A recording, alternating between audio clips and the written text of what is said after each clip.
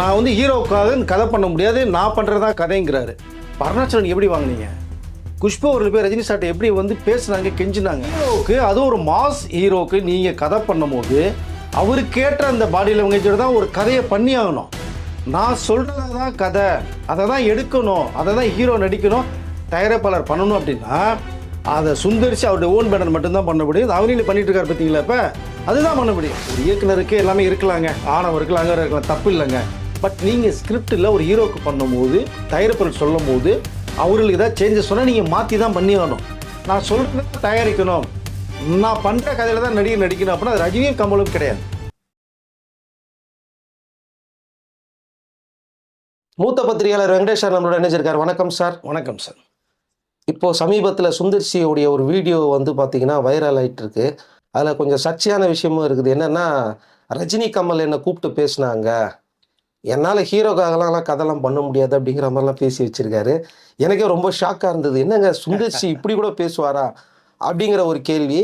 இன்னொரு கேள்வி, முக்கியமான ஒரு இயக்குனரை லாக் பண்ணிட்டாங்க அப்படிங்கிற மாதிரி, படத்துக்கு ரஜினி சார் அடுத்த படத்துக்கு அப்படின்ற மாதிரி இன்னொரு செய்தியும் போயிட்டுருக்கு. முதல்ல அவருடைய வீடியோவை பற்றி என்ன சார்? கண்டிப்பாக. அதாவது சமீபத்தில் சுந்தர்சி வந்து மிகப்பெரிய ஒரு தலக்கணத்தோடு இருக்கார் அப்படிங்கிற செய்தி நிறைய வந்து பேசப்பட்டிருக்கு, நம்மளும் பார்த்தோம். அது அவருக்கு அவரே பேசின ஒரு விஷயத்தை வந்து இப்போ அதை எடுத்து போட்டுட்ருக்காங்க. என்னென்னா, ஒரு ஹீரோவுக்காக நான் கதை பண்ண முடியான்றார்.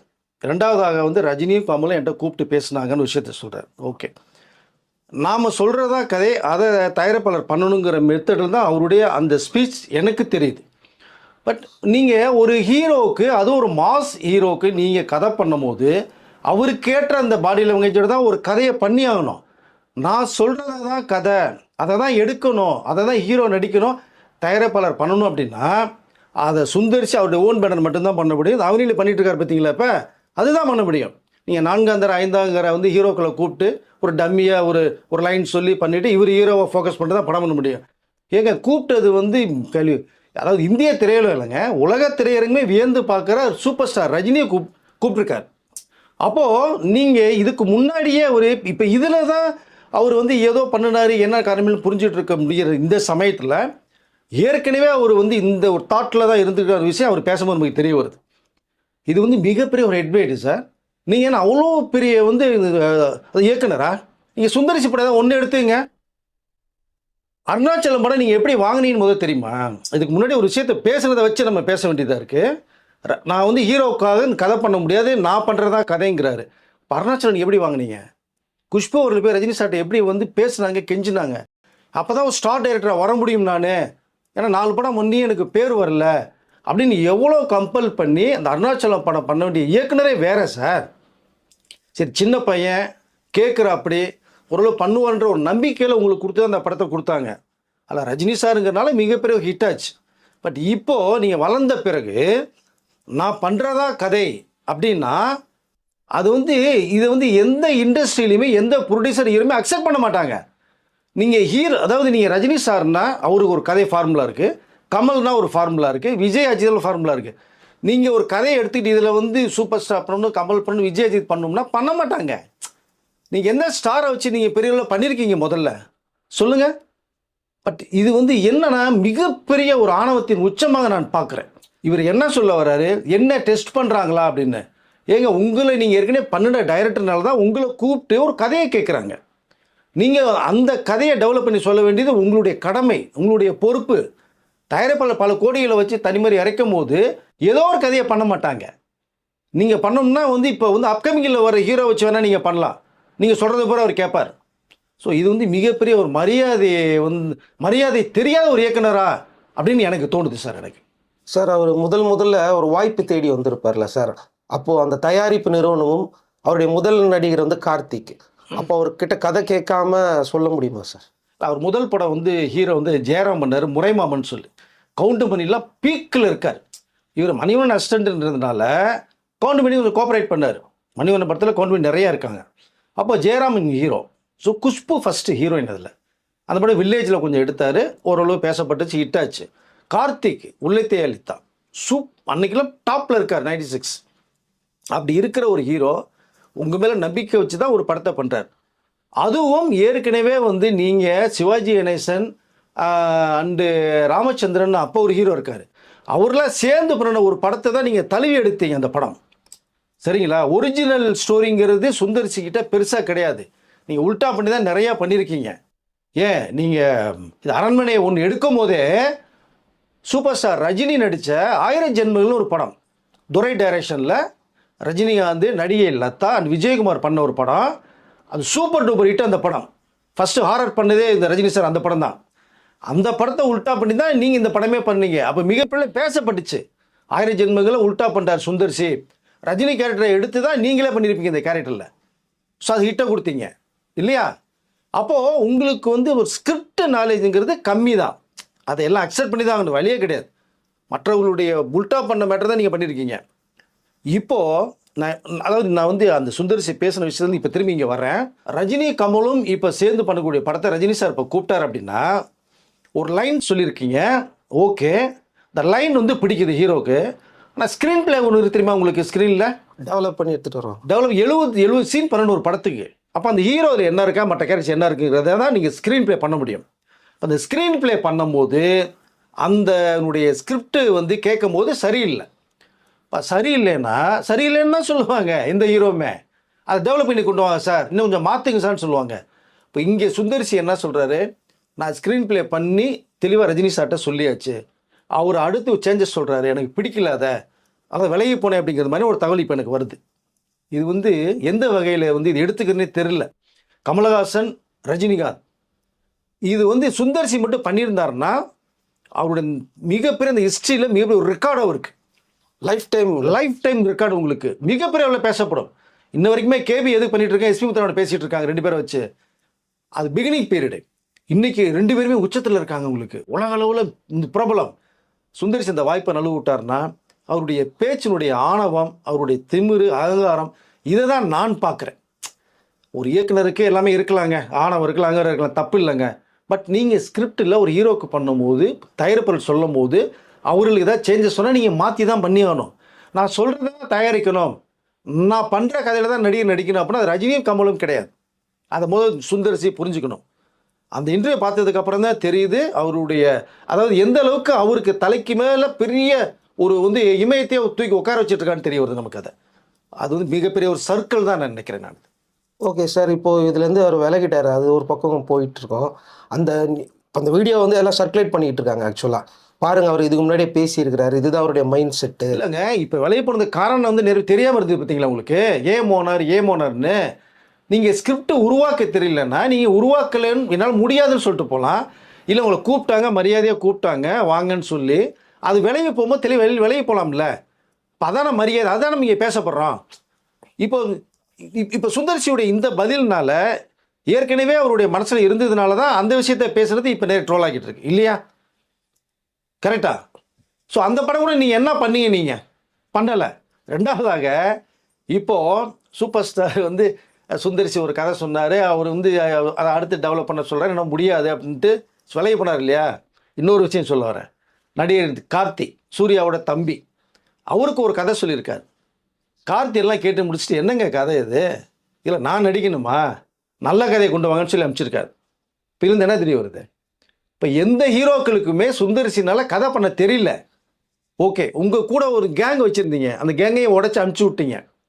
ஏன்னா பேர் புற கிட்ட அவங்களுக்கு போகுதுன்னு சொல்லி நீங்கள் நல்லவரில் வச்சுக்கோங்க, கதையை உருவாங்க, ஒரு ஹீரோக்கு டெவலப் பண்ணுங்கள், சொல்லுங்கள், ஸ்க்ரீன் பிளே டைரக்ஷன் பண்ணுங்கள். அப்படி தான் நம்ம வந்து இது அதை பார்க்க தோணுது நமக்கு. அதை சார் ஏற்கனவே வந்து பார்த்தீங்கன்னா ரஜினி சாருக்கு சொன்ன கதை வந்து பார்த்தீங்கன்னா ஃபஸ்ட்டு சந்தானத்துக்கிட்ட சொன்னார், அதுக்கப்புறமா விஜய் சேதுபதிக்கிட்ட சொன்னார். அவங்க வேணான்னு சொன்னதெல்லாம் தகவல் வருதே சார். அது ஆமாம், இவர் சொன்ன லைனை யாருக்குமே பிடிக்கல சார். ஃபர்ஸ்ட் ஆஃப் ஆல் இப்போ அவர்களுக்கே பிடிக்கலைங்கும் போது சந்தானத்துக்கே பிடிக்கலன்னா இப்போ இதோட என்ன சொல்கிறது நம்ம? விஜய் சேதுபதி அவர் கஷ்டப்பட்டு வந்து ஒரு இடத்துல நிற்கிறாரு, அவர் காலி பண்ணிட்டா ஏங்க? இவர் 3-4 பேர் ரிஜெக்ட் பண்ண ஒரு கதையை ரஜினிகிட்ட உல்டா பண்ணி சொல்கிறீங்க. அதையே தெளிவாக சொல்லணும். அவர் கேட்டுட்டு வேற பிடிக்கலன்னு சொல்ல ஃபஸ்ட்டு நீங்கள் அங்கே தான் ஃபஸ்ட்டு புரிஞ்சுக்கணும். நீங்கள் ஓகே, இது வந்து ஓரளவு நல்லா இருக்குது, டெவலப் பண்ணி கொண்டு வான்னு சொல்கிறாங்க. அப்போ நீங்கள் ஸ்க்ரீன் பிளேயில் ஒரு ட்ரீட்மெண்ட் பண்ணணுங்க. ஒரு படம் உருவாகிறதே ஸ்க்ரீன் பிளே தான். அங்கே உங்களுக்கு பண்ண தெரியல. பண்ண தெரியாதுங்கும் போது வந்து ஹீரோ மேலே ஒரு கம்ப்ளைண்ட் சொல்கிறது, தயாரிப்பாளர் கம்ப்ளைண்ட் சொல்கிறது மிகப்பெரிய தவறு. அது இயக்குனருக்கு, சிறந்த இயக்குனருக்கு அழகே இல்லை. இவர் சிறந்த இயக்குனர்னு எனக்கு இப்போ மிகப்பெரிய ஒரு கேள்வி வருது எனக்கு. நான் சொல்கிறதான் ஹீரோ பண்ணணும் அப்படின்னா சத்தியமாக வந்து எந்த ஹீரோ பண்ண மாட்டாங்க. அதான் இந்த கார்த்திக் வேணான்னு தூக்கி அடிச்சிட்டாரு, சந்தானம் வேணான்ட்டு, விஜய் சேதுபதி வேணான்ட்டார். அப்போ இதுலேருந்து என்ன புரிய வருது உங்களுக்கு? சுந்தர்சி மிகப்பெரிய ஹெட்வெயிட்டோட அவருடைய பயணம் இருக்குது. அது வந்து அவருக்கு மிகப்பெரிய ஒரு சர்க்கிள். ஓகே சார், இப்போ அடுத்த நிறைய பேர் லிஸ்ட்லலாம் இருந்தாங்களே சார், ரஜினி சாரோட இவங்க படம் பண்ண போகிறாங்க அப்படின்றது, அதில் யார் வந்து அதிகமாக இந்த படம் பண்ணுறதுக்கு வாய்ப்பு அதிகமாக இருக்குது சார்? இல்லை, அதாவது ஒவ்வொருத்தராக நம்ம வந்து ஐடியா பண்ணி இப்போ பேசிகிட்டு இருக்காங்க சார். ஏன்னா போட்ட ஷெடியூல் பிரகாரம் போகணுன்ட்டு ஒரு பயங்கர பிளானிங் இருக்காங்க. பிப்ரவரி மார்ச்சில் அது நடக்கும். அதுக்கெல்லாம் ஃபுல் ஸ்கிரிப்ட் வச்சு யார் வச்சுருக்காங்க, இல்லை இதுக்கு முன்னாடி யார்கிட்ட நம்ம கேட்டிருக்கோம், அதன் மூலமாக போடலாம். இப்போ வந்து ஜஸ்ட் ஒரு காமெடி என்டர்டைன்மெண்ட் தான் பிளான் பண்ணார். இப்போ அதையும் தவிர நல்ல ஒரு கண்டென்ட் ஸ்கிரிப்ட் இருந்ததுன்னா அதுக்குள்ளே ரஜினி சார் போகலான்னு ஐடியா பண்ணிட்டார் இப்போ. சரிங்களா? அப்படி சொன்னதில் தான் வந்து கார்த்திக் சுப்புராஜ் ஓரளவு இருக்கார், ஃப்ரேம்குள்ளே இருக்கார். ரஜினி சாருடைய ஃப்ரேம் வச்சுருக்காரு இல்லையா, அது ஃப்ரேம்குள்ளே இருக்கார். பட் ரொம்ப உள்ளே வர்றது இப்போ எனக்கு தெரிஞ்சு யாருன்னு கேட்டிங்கன்னா வெங்கட் பிரபு வர்றதுக்கான வாய்ப்புகள் கிட்டத்தட்ட நெருங்கி வந்துகிட்டு இருக்கு. ஏன்னா அவர் கோட்டு முடித்த உடனேயே அஜித்திட்ட ஒரு கதை சொல்லியிருக்காரு. கோட்டப்பவே மங்காத்தா பார்ட் 2 அது வெயிட் பண்ண சொல்லியிருக்காரு. அந்த மிடில் ரஜினி சாருக்காக ஒரு கதை ரெடி பண்ணி வச்சுருந்தார். அந்த கதையை தான் சௌந்தர்யா அவர்கள் மூலமாக ரஜினி சாரை மீட் பண்ணி சொல்லும் போது தான் ரஜினி சார் பிரமாதமாக இருக்குது, வெயிட் பண்ணுங்கன்னு சொல்லியிருக்காரு. இப்போ அவர் வெயிட் பண்ணதுக்கான நேரம் இப்போ நெருங்கி வருங்கிறது மாதிரி எனக்கு தோணுது. நான் நினைக்கிறேன் மேபி அந்த கதை ஓகே பண்ணிடலாம் ரஜினி சார் முடிவு பண்ணிட்டாருன்னா வெங்கட் பிரபு 100% உள்ள வரதுக்கு வாய்ப்பு நிறைய இருக்குது. அதுக்கேற்ற மாதிரி சமீபத்தில் கூட வெங்கட் பிரபு ஒரு வீடியோ விட்டுருந்தாரு, ரஜினி சாரை பற்றி பேசியிருந்தாரு. எனக்கு ரஜினி சாரை ரொம்ப பிடிக்கும் அப்படிங்கிற மாதிரி ஒரு வீடியோ போட்டிருந்தாரு. அதுக்கும் நீங்கள் சொல்கிறதுக்கு ஏதோ சிங்க் ஆகிற மாதிரி இருக்கு சார். எந்த இயக்குநர்கள் அந்த ரஜினி சாரை பிடிக்கலன்னு சொன்னது? சுந்தரசி ஒருத்தர் தாங்க இப்போ சொல்லியிருக்காரு. அது பின்னாடி எவ்வளோ ஃபீல் பண்ண போகிறான்னு பாருங்கள். நீங்கள் எவ்வளோ பெரிய பாதிப்புகளை அவருக்கு வருன்றதை பாருங்கள். நீங்கள் பொறுத்திருந்து பாருங்கள். தனக்கு தானே மல்லி போட்டுக்கிட்டார். சரி, அவர் தூக்கி ஓரமாக வைப்போம். வெங்கட் பிரபு சார் வந்து எப்பவுமே ரஜினி சார் படத்தை ரொம்ப லைக் பண்ணி படங்களை பார்த்து அவருக்கு வந்து ரிவ்யூ பண்ணுவார். சார் நல்லா இருக்கு, ஃப்ரீயாக இருக்குமா பேசுமான்னு கேட்டுட்டு பண்ணுவார். ஸோ வெங்கட் பிரபு அந்த கதையை சொன்னது விளைவாக ரஜினி சார் ரொம்ப பிடிச்சிருக்கு. எனக்கு தெரிஞ்ச வரைக்குமே வெங்கட் பிரபு வந்தால் வேறொரு ரஜினியை நம்ம பார்க்கலாம் கண்டிப்பாக. சார் அந்த ரஜினி சார்கிட்ட சொன்ன ஒரு கதை இருக்குன்னு சொன்னேன் பார்த்தீங்களா, அது ரஜினி சார் ரொம்ப பிடிச்சிட்டு போயிருக்கு. இப்போ இந்த காமெடி ட்ராக்லேருந்து ரஜினி சார் கொஞ்சம் விலையை வந்து அந்த ஸ்கிரிப்டுக்கு போன ஐடியா பண்ணிட்டு இருக்காரு. நீங்கள் வெங்கட் பிரபு வந்து ஆக்ஷன் கலந்த ஒரு கமர்ஷியல் டைரக்டர் தான் நீங்கள் நினைக்கிறீங்க. ஆனால் அவர் முந்தைய படங்கள்லாம் பார்த்தீங்கன்னா காமெடி சென்ஸ் அதிகமாக இருக்கும். நிறைய படங்கள் காமெடி கலந்து கொடுத்துருக்காரு அவர். ஸோ ரஜினி சாரை வெங்கட் பிரபுக்கு எந்த அளவுக்கு யூஸ் பண்ண முடியுங்கிறத அவருக்கு அழகாக தெரியும். ஏன்னா நீங்கள் வந்து அஜித்தே மங்காத்தால வேறு மாதிரி கொண்டு போனவர், விஜயே கோட்டில் வேறு மாதிரி கொண்டு போனவர். இந்த கதையை சௌந்தர்யா அவர்களுக்கு ரொம்ப பிடிச்சது. ஃபர்ஸ்ட் ஆஃப் ஆல் எப்பவுமே ரஜினி சார் கேட்கறதுக்கு முன்னாடி சௌந்தர்யாட்ட கேட்பாங்க, ரஜினி சாரே கேட்பார் எப்படிமா இருக்குன்ட்டு. ஏன்னா அந்த பெண்களுடைய ஸ்டேட்மெண்ட் வேணும்னு சொல்லி சௌந்தர்யா அவர்கள் கேட்டுட்டு தான் வெங்கட் பிரபு சௌந்தர்யாவும் நல்ல ஒரு நட்பு பாண்டிங்கில் இருக்கிறவங்க. பட் அந்த கதையை கேட்டால் உடனே சௌந்தர்யா அவர்கள் வந்து இந்த ரஜினி சார்ட்ட சொல்லி நல்லா இருக்குப்பா நீங்கள் கேளுங்கப்பான்னு சொல்லும் போது அவரு கேட்டார், பிடிச்சிருக்கு. ஸோ இதில் உண்மையிலேயே இப்போ இதில் வெங்கட் பிரபுவை கமிட் பண்ணிட்டான்னு வச்சுங்களேன், ரஜினி சாரை நீங்கள் வேறொரு ரஜினியாக நீங்கள் பார்க்கலாம். ஒரு மாஸ், அதுக்குள்ளே காமெடியும் இருக்கும், இந்த ஃபேமிலி என்டர்டைன்மெண்ட் இருக்கும் நம்ம வெங்கட் பிரபு மூலமாக. அதனால் அவர் நெருங்கி வந்துட்டு இருக்கார் அப்படிங்கிறது தான் எனக்கு இப்போ வந்த ஒரு தகவல். மேபி யார் எப்படி போகலாங்கிற ஒரு சின்ன குழப்பம் இன்னும் நீடிச்சிட்டே தான் இருக்குது. இது கார்த்திக் சுப்புராஜ் வெங்கட் பிரபு ஃபைனல் வந்து நிற்கிறாங்க இப்போ 1 and 2. இல்லை யார் வருவா அப்படிங்கிறது எனக்கு தெரிஞ்ச வரைக்குமே வெங்கட் பிரபுக்கு நிறையா வாய்ப்புகள் இருக்குன்னு நான் நினைக்கிறேன் சார். இப்போ ஆர்ஜே பாலாஜி அவரும் வந்திருக்காரு அந்த லிஸ்ட்டில் அப்படின்றாங்க. இன்னைக்கு இருக்கிறவங்க காலகட்டத்துக்கு ஏற்ற மாதிரி ஆர்ஜே பாலாஜி நிறைய நையாண்டித்தனமான சில படங்கள்லாம் பண்ணுவார்ல சார்? இல்லை சார், ஆர்ஜே பாலாஜி கரண்ட்டில் இருக்கார் சார். காம்படிஷன்ஸ் அதிகம், அவர் வந்து ஹீரோ பண்ணிருக்காரு, டைரக்ட் பண்ணிருக்காரு, எல்லாம் ஓகே சார். ஆனால் அந்த ரஜினிங்கிற அந்த ஒரு உயரம் அதாவது அந்த வான் உயரம் இருக்குது பார்த்தீங்களா, உச்சம், அதை தூக்கிட்டு போய் பண்ண முடியுமா அப்படின்னா எனக்கு வந்து ஒரு சின்ன டவுட்டாகவே இருக்குது எனக்கு. பட் திறமையான இயக்குனர், ஸோ மறுப்பதற்கு இல்லை அவர். ஆனால் இது வந்து ரஜினி அந்த அது வந்து காம்பினேஷன் ஒன்று இருக்குது சார். அதுதான் நீங்கள் ஃபர்ஸ்ட் ஆஃப் ஆல் பார்க்கணும். ரஜினி கமல் அந்த இயக்குனர் யார் அப்படிங்கிற அந்த ஒரு காம்போ இருக்குது. இப்போ நெல்சன் வந்து 2 பேர் ஹீரோ பண்ணுறதுக்கு உள்ளவர், இப்போ எதிர ஒரு எகிரி இருக்குது. இப்போ அந்த மாதிரி ஒரு காம்போ எதிர்பார்க்குறாங்க. ஒரு பிஸ்னஸ் வயருக்கும் சரி, அது வந்து அதாவது எதிர்பார்க்குறத விட அதிகமாக இருக்கும். இப்போது நீங்கள் ஆர்ஜே பாலாஜி நம்ம அது லிஸ்ட்டில் வந்தார், நம்மளும் ஏற்கனவே ஒரு தடவை பேசியிருக்கோம். பட் ஒரு ஸ்கிரிப்ட் லைன் வச்சுருக்காரு, அது பேச போகிறாரு. ஆனால் இந்த கமர்ஷியலோட கலந்து வரும்போது யாருன்னா கார்த்திக் சுப்புராஜ் ரஜினி சார் ஏற்கனவே பேட்டையில் இதை வேற ஒரு ஸ்டைலில் காமிச்சு கொடுத்தவர், சூப்பர் டூப்பர் ஹிட் கொடுத்தவர். இப்போ வெங்கட்புருடைய கதையும் ரஜினி சாருக்கு அதில் வந்து வில்லனிசம் கலந்த ஒரு லைன் வேறு உங்களுக்கு அது. இப்போ ரஜினி சார் வந்து அந்த மாதிரி ஒரு பேட்டர்ன் ரொம்ப லைக் பண்ணுறாரு. அது அது ஏன்னா எந்திரனே நீங்கள் பார்த்தீங்கன்னா சங்கருக்கு ஏன் கொடுத்தாருன்னா த லைன் சொல்லவும் தான். ஸோ அப்படி ரொம்ப பிடிச்சது அவருக்கு. வெங்கட் பிரபு லைன் கிட்டத்தட்ட அதுதான். இது ஒரு மாஸ் கமர்ஷியல் எலிமெண்ட்டாக தான் இருக்கும். இதுக்குள்ளே காமெடி ஒரு சென்டிமெண்ட்ஸ் இருக்குது சார். மேபி இப்போ ஆர்ஜே பாலாஜி, கார்த்திக் சுப்பராஜ் இவங்கெல்லாம் ஒரு பக்கம் வந்து ட்ராவல் பண்ணுறாங்க. ஸோ வந்துக்கிட்டே இருக்காங்க. வெங்கட் பிரபு கொடுக்கும்போது இங்கே ரஜினியை வேற ஒரு பேட்டர்ல இருக்கும். அடுத்து நீங்கள் ஒரு வெங்கட் பிரபு மிஸ் ஆனால் கார்த்திக் சுப்ராஜ் என்ன பொறுத்தவரை சரியான ஆப்ஷன். ஆர்ஜே பாலாஜிக்கு வந்து அது கொஞ்சம் நெருடல் தான், சிரமம் தான். சார் இப்போ ரஜினி கமல் இணைந்து பண்ண போகிற அந்த படம் இருக்குல்ல சார், அது 100% நெல்சன் தான் கன்ஃபார்மா, இல்லை அதோட அனௌன்ஸ்மெண்ட் எப்படி வரும்? ஏன்னா அதை பற்றி எந்த ஒரு செய்தியும் பெருசாக இல்லையே சார், அப்படியே ஆஃப் ஆகிடுச்சே சார். ஆஃபெல்லாம் ஆகலைங்க. நீங்கள் என்னங்க நீங்கள் அது வந்து என்ன சொல்லிட்டாருன்னா ஜெயிலர் 2 வந்து ஜூன் 12 ரிலீஸ் சார். இப்போ நீங்கள் அதனுடைய ப்ரொமோஷனே ஹெவியாக இருக்குது, உங்களுக்கு எதிர்பார்ப்பு அதிகமாக இருக்குது.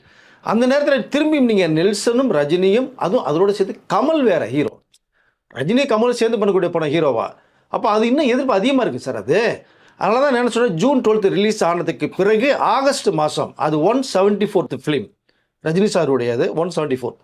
அதை ஆகஸ்ட் மாதம் நம்ம அதனுடைய வேலையில் ஆரம்பிச்சுக்கலாம், அப்போ அனௌன்ஸ்மெண்ட் கொடுத்துக்கலாம்னு சொல்லி நெல்சனே சொல்லியிருக்காரு. அது வந்து ரஜினி சார் கேட்டுட்டு கரெக்டு தான், இது ஜெயிலர் 2 ரிலீஸ் ஆனதுக்கப்புறம் பண்ணிக்கலாம் அப்படின்ட்டுருக்காங்க. இந்த 173 தான், 172 தான் ஜெயிலர் 2, 173 தான் இப்போ இந்த காம்பினேஷனில் பேசப்பட்டு இருக்கு. அதுதான் இப்போ வந்து அதை இப்போ வந்து அதாவது இப்போ ஜனவரி பிப்ரவரியில் ஸ்டார்ட் பண்ணி உங்களுக்கு ஜூனோட படம் முடியுது மாதிரி ஒரு பிளானிங். தீபாவளிக்கு முதல் பிளான் பண்ணாங்க, ஆனால் அது வேண்டான்னு சொல்லி தான் நெக்ஸ்ட் இயர் பொங்கலுக்கு 27க்கு அனௌன்ஸ்மெண்ட்ஸ் கொடுத்துட்டாங்க. ஸோ அது வேலைகள் போது Nelson, Rajini sir, Kamal sir 3 பேர் இணைந்து தயாரிக்கிற படம் ஆகஸ்ட் மாதம் 2026 அதனுடைய வந்து அனௌன்ஸ்மெண்ட் வருது. 2027 ஷூட்டிங் ஆரம்பிக்குது. 2027 தீபாவளி ரிலீஸ் ஆகுது சார் அந்த படம். ஓகே சார், இப்போ ரஜினி சாருக்கு வந்து கோவா திரைப்பட விழாவில் வந்து இந்த உலக திரைப்பட விழாவில் வந்து ரஜினி சார் சம்மந்தப்பட்டது ரஜினி 50 அப்படிங்கிற மாதிரி ஒரு முக்கியமான வீடியோ ஒன்று ரெடி பண்ணியிருக்காங்கன்னு சொல்கிறாங்க. அப்புறம் இந்துஸ்தான் டைம்ஸ் ஒரு பக்கம், Rajini times, back to back வந்து அவரை செலிப்ரேஷன் வரும் போயிட்டு இருக்குல்ல சார். எனக்கு என்ன இந்த கேள்வி நீ கேட்டதுனால எனக்கு ஒரு மிகப்பெரிய ஒரு வருத்தம் கூட இருக்குது. ஏன்னா அது பேசுகிறேன், தமிழக அரசு வந்து கண்டிப்பாக வந்து ரஜினி சாருக்கு மிகப்பெரிய லெஜண்ட், 50 வருட சாதனை, king maker, politically king maker, சினிமாலி கிங் மேக்கராக இருக்கார். அப்போது தமிழக அரசு வந்து ரஜினி சாருக்கு மிக பிரம்மாண்டமாக ஒரு விழா எடுக்கணுங்கிறத என்னுடைய ஆசை. கண்டிப்பாக இந்த தமிழக அரசுக்கும் அந்த ஆசை இருக்கும். பட் ரஜினி சார் என்ன பதில் சொல்ல போகிறார் அப்படிங்கிற ஒரு விஷயம் அது கண்டிப்பாக நடக்கும்னு நினைக்கிறேன். இதற்கு முன்னாடி இப்போ நீங்கள் பேசுனது மாதிரி மிகப்பெரிய பிரபலமான பத்திரிகை இந்துஸ்தான் டைம்ஸ், அவங்க ரஜினிகாந்த் டைம்ஸ்ன்னு சொல்லி ஒரு சப்ளிமெண்ட்ரி ஒரு வந்து நீங்கள் பார்த்தீங்கன்னா ஒரு வீடியோவே பேப்பர் பிரிண்ட் பண்ணி அடிச்சிருக்காங்க, தூள் பண்ணியிருக்காங்க. உங்களுக்கு ரஜினி சாருடைய சம்பந்தப்பட்ட 171 படங்கள், ஜெயிலர் 172ஓட எந்தெந்த படங்கள் சிறப்பான விஷயங்கள் இருக்குது, எப்படி ஃபீல்டுக்கு வந்தாருன்னு அவருடைய கிட்டத்தட்ட பார்த்தீங்கன்னா பயோபிக் மாதிரியே அதை வந்து ஃபோக்கஸ் பண்ணியிருக்காங்க. இது உண்மையிலே ரஜினி சாரை கௌரவிக்கிறோம் நாங்கள் அப்படின்னு அவங்க பெருமைப்படுறாங்க. அது ரொம்ப பார்க்குறதுக்கே நமக்கு பெருமையாக இருக்குது. இதை தவிர கோவா சர்வதேச திரைப்பட அந்த விழாவில் ரஜினி சாருடைய சம்பந்தப்பட்ட விஷயங்கள் அத்தனையுமே வீடியோ எடுத்து அதனுடைய நிறைவு விழாவில் ரஜினி சாரை இன்வைட் பண்ணி அவங்களுக்கு வந்து மிகப்பெரிய ஒரு விருதை கொடுத்து கௌரவிக்க போகிறாங்க, 50 வருட சாதனைன்னு சொல்லி. ஏற்கனவே ஒரு வீடியோவில் நான் பேசியிருக்கேன். இப்போ அதற்கு வேண்டிய வேலைகள் நடந்துகிட்டு இருக்கு. வரப்போகிற இந்த நவம்பர் 28ஆம் தேதி முடியுதுன்னு நினைக்கிறேன் சர்வதேச திரைப்பட விழா. அப்போது ரஜினி சாரை இன்வைட் பண்ணி அவர் அந்த ஸ்டேஜில் கௌரவிக்கிறதுக்கு அவர் ரெடி ஆகிட்டு இருக்காங்க சார். இது உண்மையிலேயே ரொம்ப ரொம்ப பெருமைக்குரிய விஷயம். அதாவது இந்த பெருமைக்கெல்லாம் தாண்டி தமிழக அரசு ஒரு வந்து மிகப்பெரிய விழா எடுக்கணுங்கிறது என்னுடைய ஆசை சார். நடக்கும்னு நினைக்கிறேன். ஏற்கனவே தானு சார் வந்து அது மாதிரி முயற்சி பண்ணார், ஆனால் வந்து ரஜினி சார் தான் வேண்டாம் அப்படின்னு சொன்னதால தகவல் இருக்கே சார். இல்லை, அவர் வந்து அதாவது தன்னைத்தானே வந்து பெருமைப்படுத்திக்கிறது புகழ்படுத்தி ரஜினி சார் விரும்ப மாட்டாருங்க. அது வேணான்னு சொன்னார். நான் என்ன பெரிய சாதனை பண்ணிட்டேன் வேணான்னு சொன்னார். பட் எவ்வளோ பெரிய சாதனை பண்ணியிருக்காருன்னு மற்றவங்களுக்கு தான் தெரியும். 50 வருடமாக ஹீரோ சார், அது மிகப்பெரிய சாதனை. உலக திரையரங்கிலேயே 50 வருடமாக ஹீரோவாக பண்ணிகிட்டு இருக்கிறது 2 பேர் தான் சார். ஒன்று ரஜினிகாந்த், ஒன்று கமல்ஹாசன் சார். மற்றபடி ஹாலிவுட் ஸ்டார்லாம் கூட எல்லாம் ரிட்டையர்ட் ஆகிட்டு போயிட்டாங்க. ஜாக்கி சானே ரிட்டையர் ஆகிட்டார். ஸோ அப்படிங்கும்போது இது மிகப்பெரிய ஒரு சாதனை சொந்தக்காரர். அதனால் கண்டிப்பாக இதில் வந்து இன்னொரு விஷயத்தையும் நான் சொல்லிக்கொள்ள விரும்புகிறேன். ரஜினி சாருக்கு மட்டுமே 50 வருட சாதனையை பண்ணுறதுன்னு ஒரு பக்கம் சந்தோஷமாக இருந்தாலும், இதோடு நீ கமலையும் சேர்த்துக்குங்க. 2 பேருக்குமே ஒரே மேடையிலேயே அந்த 50வது வருட விழா பிரம்மாண்டமாக நீங்கள் அந்த சாதனை விழாவை பண்ணலாம். அது மிக சிறப்பாக இருக்கும்னு நான் நினைக்கிறேன் சார். Okay sir. ஏன்னா இயக்குனர் யார் அப்படிங்கிற மாதிரி தினமும் ஏகப்பட்ட கேள்விகள் வந்திருக்குது. இப்போ வெங்கட் பிரபுன்னு சொல்லும் போது வந்து பார்த்தீங்கன்னா அவரும் கொஞ்சம் நல்லா ஹேண்டில் பண்ணுவார். ஹீரோவே நல்லா ஹேண்டில் பண்ணி எடுப்பார். அதுக்கேற்ற மாதிரி காமெடி சீக்வன்ஸ் அதெல்லாம் வைப்பாங்க. அது கொஞ்சம் நேச்சுரலாகவே இருக்கும். கண்டிப்பாக சார். நம்மளும் வந்து வெங்கட் பிரபு உள்ள வந்தாருன்னா ஹாப்பி தான். கார்த்திக் சுப்புராஜ் வந்தாலும் ஹாப்பி தான். 2 பேருமே நம்ம வர இருக்கலாம். நன்றி சார். நன்றி சார்.